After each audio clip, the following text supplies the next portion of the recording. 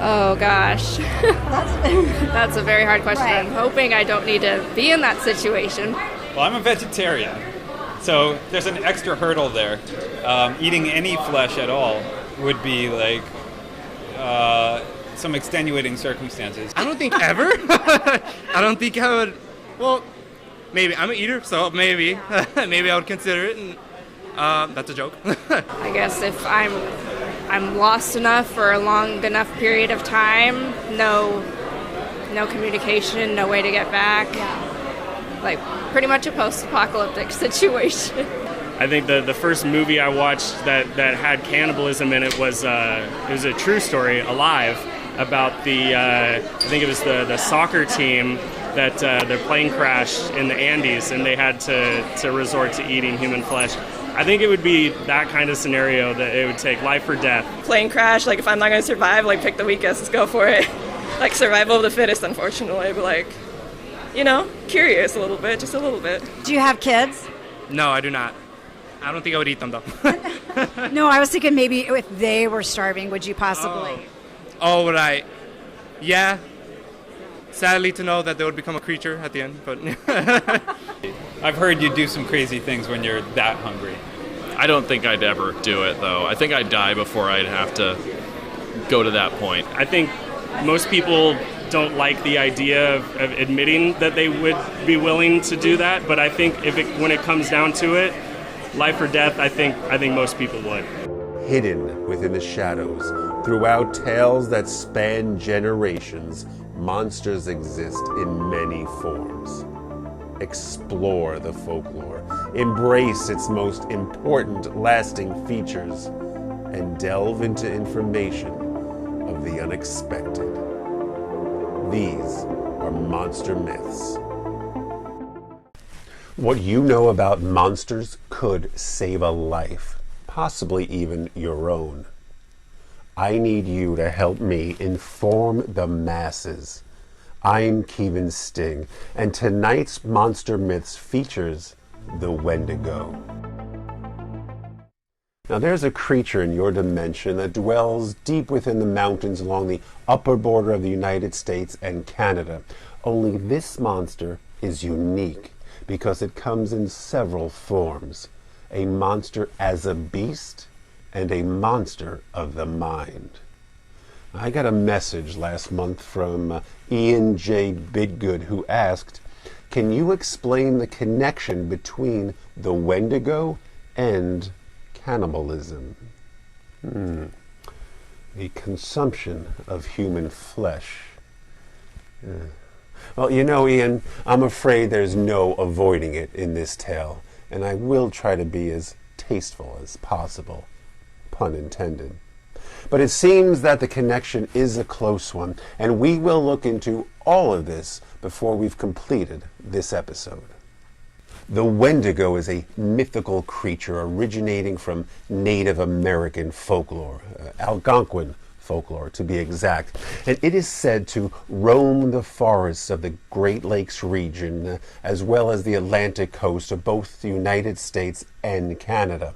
And it's immune to the harshest of winter conditions, thriving in the wicked cold. Now, the word Wendigo supposedly means evil spirit that eats humans, but it might also just simply mean cannibal. So right from the start, there is an association with cannibalism. Back when I was in high school, my buddies would always talk about like urban legends, and one of them was the Wendigo. Yes. Which was, I had no idea what it was.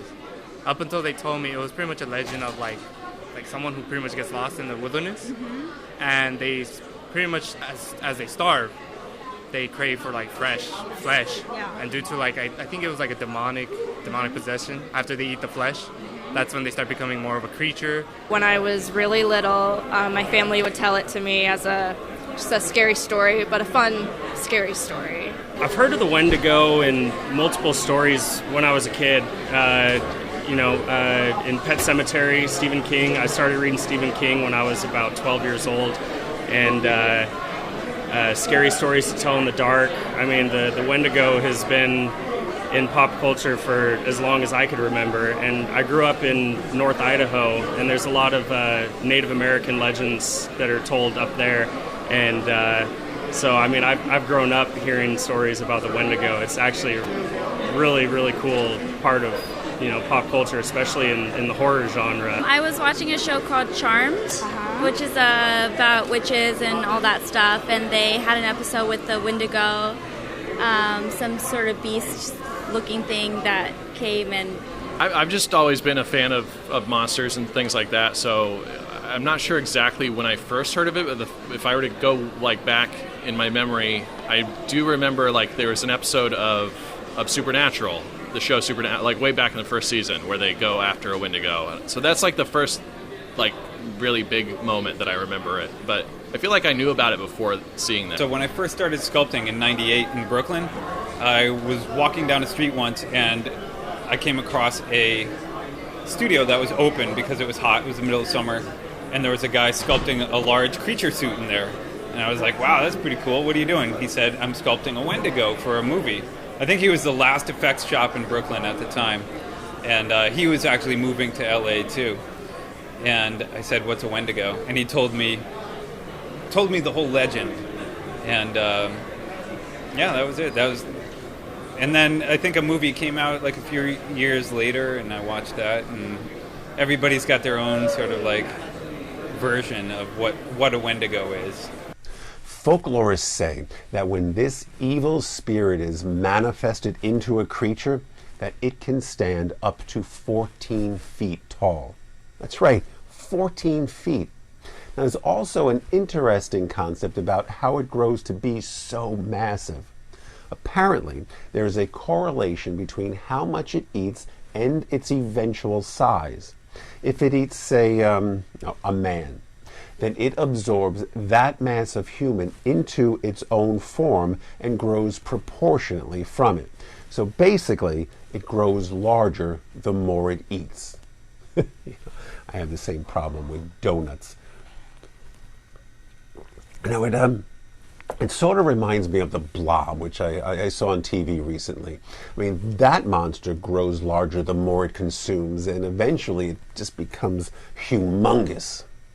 Now, as far as looks go, the Wendigo has been described as having a stag skull for a head, glowing eyes, a long tongue, and yellow fangs. Now, some versions I've read about had its skin covered in hair, and yet others have it possessed with decaying skin like a zombie. And their skin is not loose, but tightly stretched across bony, long limbs. Now, this is not a handsome creature. Also, this is a monster of insatiable greed. The Wendigo are never satisfied, no matter how much they consume. According to legend, there are several ways of turning into a Wendigo. The most common is eating human flesh. There's something in the act that transforms you into the beast. Another way is to be in contact with a Wendigo for a long time. I imagine if you were captured by the creature, that could be enough to make it happen. And finally, there are a few old tales that have humans that are extremely greedy turning into a Wendigo.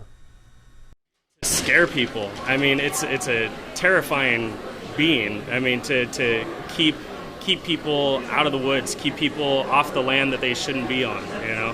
And most of the time in horror especially, it doesn't work out that way, and they definitely pay the consequences for it. Maybe the purpose could have been on a real life story. Yeah. Possibly someone literally was lost in the forest and became a cannibal. Right. Like they had to. A lot of monsters and myths and legends like that, I think it's people back then just trying to, sort of rationalize things that they can't explain and building up stories around it to try and sort of give it some sort of meaning or purpose. For me, I think it's definitely to kind of keep people definitely more in control and definitely keep them away from cannibalism and such. But I think it definitely serves a big historical and cultural purpose to they're like the people, and it's like even something I'm hesitant to say the name frequently of. Like if I'm talking about it, I still get like a little like, ooh, I'm gonna attract one on accident. I think just as an old wives' tale to scare people about someone in the woods is going to come get you. You better be careful. Yeah. To teach people or teach the tribe, like stay within the tribe and don't go out there. That's where the monsters are. There's safety here. So just sort of to keep the group together. Like, what's the purpose of any of our legends? Like, really, we just learn about ourselves. We're teaching ourselves about ourselves through like all the monsters that we create, right? Like all of the good stories, all the bad stories, we're investigating ourselves, really. So what are a Wendigo's abilities? Well, there's no question a bloodthirsty hunger is at the core of this beast. But did you know that it is relatively immune to the harshest of winter weather? That's right. It also is exceptionally strong and has heightened senses. And they can heal and regenerate from wounds, which makes them a very difficult kill. Now, one of the scariest attributes is that they can mimic a person's voice. Now, can you imagine all the frightening ways this beast could use that ability? It could lure you in with the voice of a loved one, or it could use your own voice to mess with your head, make you think you're talking to yourself, and get you to commit heinous acts. Kevin, don't forget to buy broccoli while you're out shopping. Just heinous acts. Now, Wendigos can also manipulate other creatures of the forest and make them attack its victims. And as opposed to humans who get weaker as they grow old, this creature does the exact opposite by becoming stronger as it gets older. In addition, there are some tales that say that the Wendigo may be able to control the weather somewhat, and can call upon the darkness of the earth during the daytime, if it suits it. Powers like these would continue to gain strength as the creature grows older and stronger. Now, the question comes up as to whether or not a person afflicted with this condition can be saved, or are they forever screwed? Now, this is a difficult scenario because by all accounts, the human afflicted remains inside of the Wendigo around the heart area. You see, the whole host body is inside of the monster body. So as you can imagine, this becomes some sort of like a symbiotic situation where in order to save the person from the curse, both the creature and the human inside must be killed. In other words, death is the only way to save one under the Wendigo curse. And what sounds like a simple solution is anything but. I mean, the Wendigo being super strong and regenerative isn't going to make things easy. What I found is that opinions differ on this subject. Some say that fire or burning the creature is the only way to kill a Wendigo. Yet there are others who conclude that the only way to be killed is by silver weapons, like bullets and stakes and axes, that sort of thing. I think I would probably lay down and cry, because if there's no way to fight it. Right. In some legends, I did hear, since they're used to the cold spots, you can fight them with flame, like fire. Oh, right. But if that's not true, then ball up and just cry. There's no way of escaping. Fire. What? Fire. I think I'd have to use fire to confront it. Hopefully run faster than it can. I don't know what I would do. Find a big stick and, ultimately just fight till the death, if that's what it took. Well, if nothing hurts it, I'd probably just try to hide wherever I could, just to and hopefully he goes away. I'd be eaten by the Wendigo, yes. I'd probably pull like an Arnold Schwarzenegger in Predator and just bury myself in the mud and just wait. Try and stay quiet and disguise my body heat and just wait for it to go and then try and run away. Something like that. If you can't fight it, just hide or run. That's really all you can do. Well, first off, I'd probably cry. And then probably, honestly, just a lot of sage, white sage, like basically more like Native American kind of like protection. Because I don't know, since you can never really kill it, I think the best thing would do is just be like to protect yourself and kind of like ward it off and then like try not to be like deceived by it. I mean, there's nothing, right? Like that's a god. You just described a god. If it has no weaknesses and it can regenerate itself, all you could do is like try to reason with it, I think. Yeah. And now listen carefully to this old native recipe of actions needed to kill the Wendigo. Now first, you must just stab it in the heart with a silver weapon. Then disintegrate the heart. Now, I'm not sure how they mean to do that, but there are a number of ways to accomplish this. Then, finally, you must put the remains in a silver box and bury it deep in a church cemetery. Now, yet, as a warning, even that may not be enough to prevent its regenerative abilities. I mean, all that power is quite intimidating and makes the Wendigo one of the scarier monsters to me. But there's another aspect of this myth in which the condition contaminates the mind of the healthy and causes them to hunger for flesh. Wendigo psychosis is a psychological disorder which makes a person think that it is a Wendigo, causing them to crave and even consume human meat.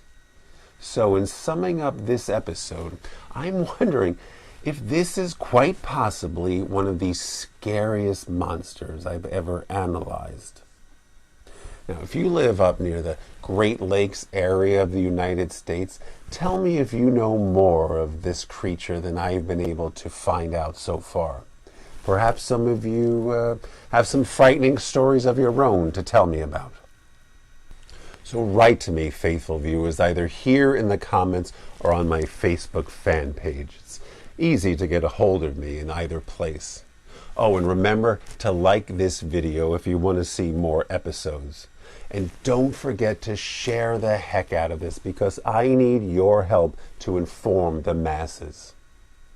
You know, oftentimes monsters can resemble a deep, dark side of our primal condition. Other times monsters can go beyond that, breaking taboos and customs with devastating results. The Wendigo is one of those fearsome creatures not to be encountered if you can possibly help it. Stay aware out there, for you never know when something could come knocking on your door. I'm Kephen Sting, and these are Monster Myths.